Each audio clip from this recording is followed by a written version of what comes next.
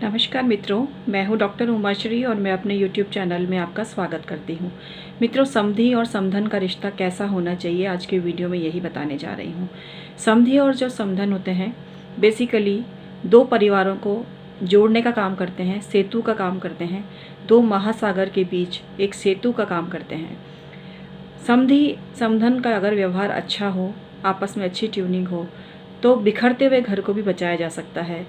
और यदि समधी और समधन सही नहीं हो तो अच्छा खासा घर बर्बाद हो सकता है, क्योंकि अक्सर ससुराल वालों को ये भ्रम रहता है कि पीहर वाले भड़काते हैं, और पीहर वालों को ये परेशानी रहती है कि लड़की शादी के बाद ससुराल की ही होके रह गई, पीहर वालों को इतनी इम्पोर्टेंस नहीं देती।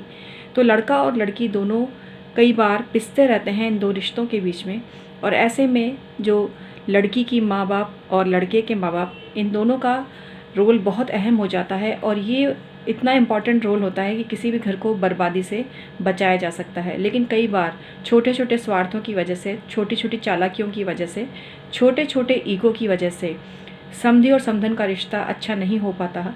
समधी और समधी मतलब समधन और समधन, लड़की की माँ और लड़के की माँ, इनका रिश्ता अच्छा नहीं हो पाता, तो बहुत बड़ी समस्या उत्पन्न हो जाती है। और ऐसे में कई बार लड़का और लड़की, इनके बीच आपस का जो अथाह प्यार होता है वो भी अपने पेरेंट की रिस्पेक्ट की वजह से बलि चढ़ जाता है और अच्छा खासा परिवार बर्बाद हो जाता है। स्थिति और भी भयावह हो जाती है जब उनके बच्चे हो चुके होते हैं। छोटे छोटे बच्चे, घर का माहौल ख़राब दिखते हैं। छोटे छोटे बच्चे नहीं समझ पाते कि नानी दादी की बुराई क्यों करती है और दादी नानी की बुराई क्यों करती है, नहीं समझ पाते। या दादा और नाना क्यों बात नहीं करते आपस में, ये भी वो नहीं समझ पाते। और कई बार तो स्थिति ये हो जाती है कि शर्त रख दी जाती है कि लड़की पीहर नहीं जाएगी, या लड़की जाएगी तो अकेली जाएगी, उसके बच्चे नहीं जाएंगे।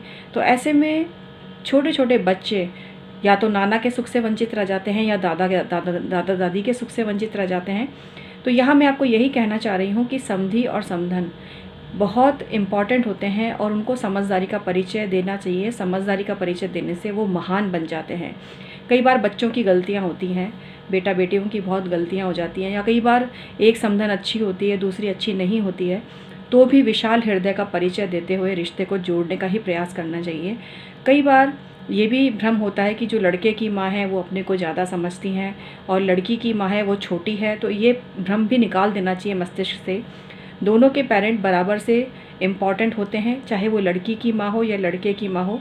प्रसव पीड़ा दोनों ने बराबर ही सहन की हुई होती है। तो उनको इस दर्द को समझना चाहिए कि क्या बेटी को पैदा करना या बेटे को पैदा करने का दर्द अलग अलग होता है। नहीं, माँ सिर्फ माँ होती है, चाहे वो बेटे की हो या बेटी की।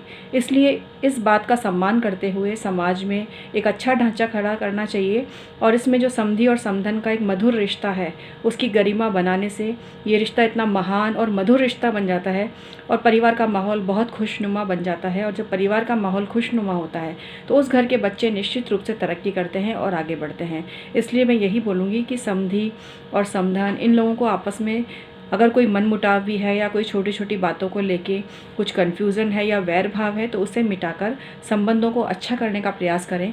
आपका एक कदम आगे बढ़ेगा और देखिएगा पूरा परिवार कितना खुशनुमा हो जाता है। आज का वीडियो मैं समाप्त करती हूँ। बहुत बहुत धन्यवाद।